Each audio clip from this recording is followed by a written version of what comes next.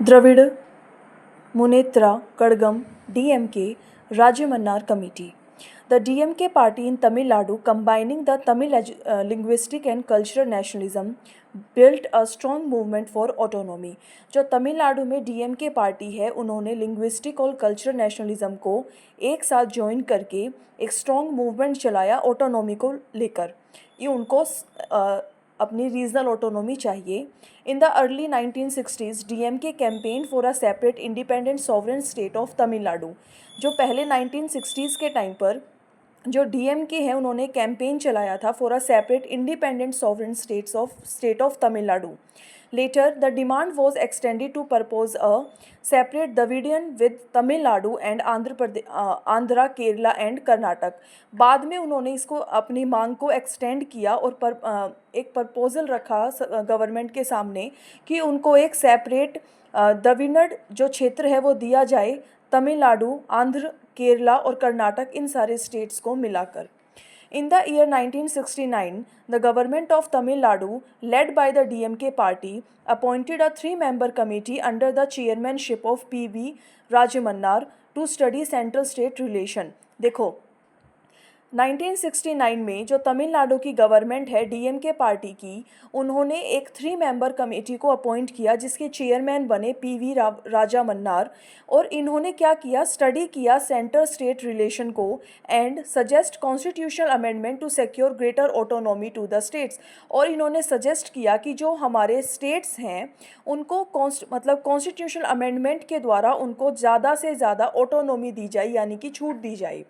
The other members of the committee were Lakshmana Swamy Muldaliyar and P.V. Chandra Reddy। और 3 members committee थी, इसके chairman PV राजामन्नार थे और 2 जो मेंबर्स थे वो ये थे।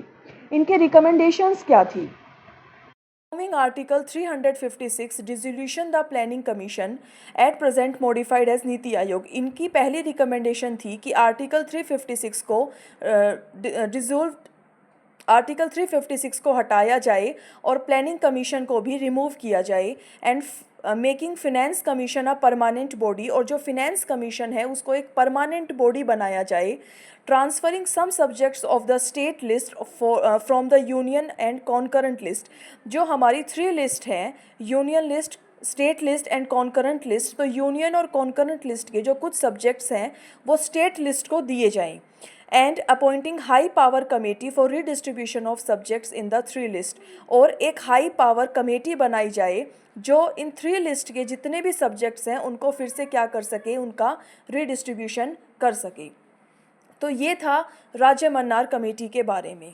अब हम पढ़ते हैं अकाली दल आनंदपुर साहिब रिजोल्यूशन के बारे में। Master Tara Singh and Sikh political religious leader was instrumental in organising the Shiromani Gurdwara Prabandhak committee under the leadership of Tara Singh. Akali Dal demanded a sovereign state for Sikh till the early 1960s।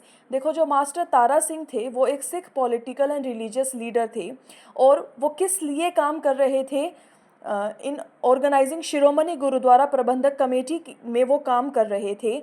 और किसकी लीडरशिप में, तारा सिंह की लीडरशिप में अकाली दल डिमांडेड अ सॉवरेन, मतलब तारा सिंह की लीडरशिप में जो अकाली दल हैं उन्होंने एक सॉवरेन स्टेट की मांग करी। किसके लिए, फॉर सिख। और वो कब तक करते रहे, 1960s तक करते रहे।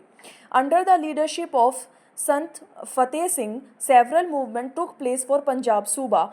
संत फतेह सिंह के भी लीडरशिप में बहुत सारे प्लेसेस पर पंजाब सूबे के लिए मूवमेंट्स हुए हैं। A separate state for Punjabi speakers in India, यानी कि इंडिया में जितने पंजाबी स्पीकर्स हैं उनके लिए एक सेपरेट स्टेट यानी कि पंजाब सूबे के लिए डिमांड हुई है।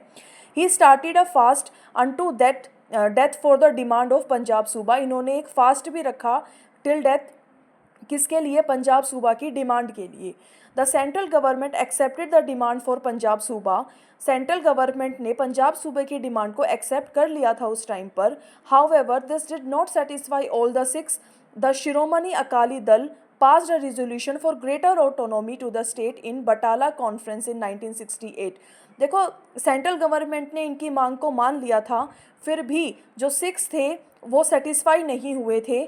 द शिरोमणि अकाली दल पास्ड अ रिजोल्यूशन। जो शिरोमणि अकाली दल है उन्होंने एक रिजोल्यूशन को पास किया for the greater autonomy to state in the Batala conference in 1968 के दौरान। Again in October 1973, Akali Dal adopted a resolution containing both religious and political demand at a meeting held at the Anandpur Sahib, popularly known as the Anandpur Sahib Resolution. Anandpur Sahib resolution के दौरान अक्टूबर 1973 में अकाली दल ने भी दोबारा से एक रेजोल्यूशन पास किया। उसमें बहुत रिलीजियस एंड पॉलिटिकल डिमांड्स की मांग करी थी उन्होंने। The Anandpur Sahib resolution demanded that the central power be restricted only to defense, foreign affairs and communications, currency, etc. and entire other power should be vested in states. इन्होंने resolution में बोला, Anandpur Sahib resolution में, कि जो हमारी central government है उसके पास सिर्फ defence, foreign affairs, communication and currency के ही जो हमारे डिपार्टमेंट होते हैं बस वो ही रहने चाहिए। जो बाकी के जितने भी सब्जेक्ट हैं वो सब किसके पास होने चाहिए? स्टेट गवर्नमेंट के पास होने चाहिए। तो ये था अकाली दल आनंदपुर साहिब रेजोल्यूशन। इसके बाद हम पढ़ते हैं West Bengal memorandum. The left front government in West Bengal की लेफ्ट फ्रंट जो गवर्नमेंट है had adopted a memorandum in 1977। इन्होंने एक मेमोरेंडम को अडोप्ट किया 1977 में, seeking a rearrangement of central state relation and submitted it to the central for consideration. कि central state relation को मतलब फिर से रीअरेंज किया जाए और अपनी रिपोर्ट को इन्होंने सेंट्रल को भी सौंप दिया था, यानी कि कंसिडरेशन के लिए भेज दिया था। The memorandum pointed out how the centre had made encroachment into powers of state. इस मेमोरेंडम में बोला गया, ये पॉइंट आउट किया गया कि जो कैसे स्टेट गवर्नमेंट है वो सेंट्रल गवर्नमेंट है कैसे स्टेट गवर्नमेंट की पावर को एनक्रोच कर रही है, and the autonomy of state was gradually eroded, और जो स्टेट्स की ऑटोनॉमी है वो धीरे धीरे ख़त्म होती जा रही है। The West Bengal Memorandum stated that the Article 356 of the Constitution is the anti-federal instrument for undermining the federal system. हमारे इस मेमोरेंडम में बोला गया कि हमारे इंडिया का जो फेडरल स्ट्रक्चर है उस फेडरल स्ट्रक्चर में जो आर्टिकल 356 है वो एक एंटी फेडरल इंस्ट्रूमेंट की तरह काम करता है। Therefore, Article 356 and 357, which gives President the power to dissolve a state government or its legislative assembly, should be deleted.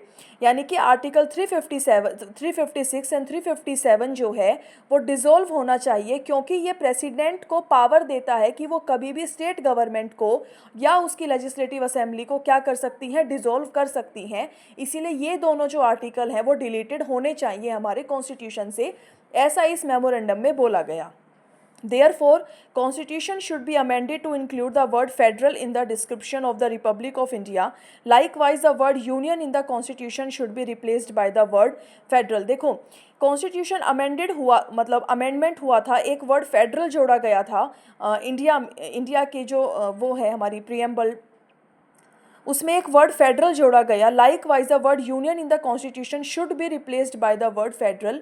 इसमें ऐसा बोला गया कि जो यूनियन वर्ड है हमारे कॉन्स्टिट्यूशन में उसको रिप्लेस करके फेडरल वर्ड को जोड़ना चाहिए। तो ये था वेस्ट बंगाल मेमोरेंडम। अब हम पढ़ते हैं Naga national council NNC and Mizo national front MNF। During the 1950s and early 1960s, the Naga and Mizos demanded autonomy for their reasons. जो नागाज हैं और जो मिज़ो हैं दोनों ने अपनी ऑटोनॉमी के लिए डिमांड करी थी अलग अलग रीजंस में। Naga national council NNC strongly advocated unlimited autonomy for Naga hills. जो नागा नेशनल काउंसिल है उन्होंने मतलब अनलिमिटेड ऑटोनॉमी के लिए डिमांड करी थी नागा हिल्स के लिए। Under the leadership of AG Phizo, it demanded complete independence, stating that Naga always had distinct from the rest of the India. इन्होंने बिल्कुल complete independence की मांग करी थी कि हमें एक अलग से ही देश दे दो, क्योंकि इन्होंने बोला कि जो नागाज हैं वो कभी भी रेस्ट ऑफ इंडिया का पार्ट नहीं रहे हैं। लाइकवाइज एथेंटिकली एंड कल्चर मतलब एथेंटिकली और कल्चरली कभी भी रेस्ट ऑफ इंडिया का पार्ट ये नागाज नहीं रहे हैं, इन्होंने ऐसा बोला। Likewise, Mizo National Front MNF, like NNC, demanded the creation of an independent state of Mizoram under the leadership of Lal Denga.